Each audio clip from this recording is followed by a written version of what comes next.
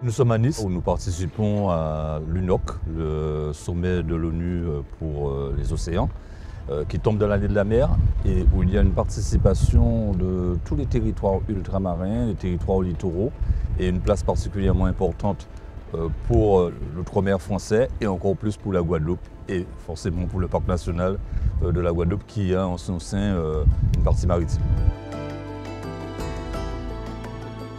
C'est important pour le parc national de la Guadeloupe d'être dans cette grande conférence internationale. D'abord, c'est un sommet de haut niveau.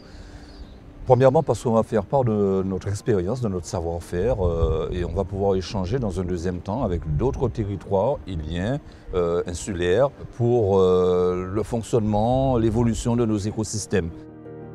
C'est important que nous fassions bloc ensemble dans une telle manifestation avec la Guadeloupe, la région, l'Arbigue, l'Université des Antilles, que nous fassions bloc, mais que nous fassions bloc aussi en fédérant l'ensemble de l'outre-mer. En passant par le plateau caribéen avec la Martinique, l'ensemble des Antilles, Saint-Barthélemy, Saint-Martin, en allant sur le plateau amazonien, sur la Guyane, les Guyanes, où là aussi il y a une diversité ultramarine forte. Et puis on l'a vu lorsqu'on a eu à inaugurer avec le ministre de l'Outre-mer Manuel Valls le pavillon des trois océans, le pavillon français des trois océans, faire aussi participer l'océan Indien. On se trouve avec la région Guadeloupe sur le stand des Outre-mer, mais également avec les parcs nationaux français. Il y en a 11, dont le parc national de la Guadeloupe, qui est le premier parc ultramarin créé en 1989. Le parc de la Guadeloupe a une particularité parce que, comme les parcs de Port-Cros et des Calanques, il a une partie maritime. Et il se trouve qu'en Guadeloupe, on a quelque chose de très exceptionnel, on n'en a pas toujours conscience, c'est le grand cul-de-sac marin.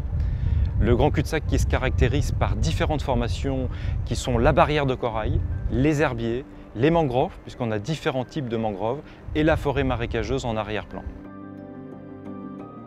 Dans le cadre de ce séminaire, de cette conférence mondiale, les parcs nationaux présentent plusieurs actions de gestion qu'ils mènent.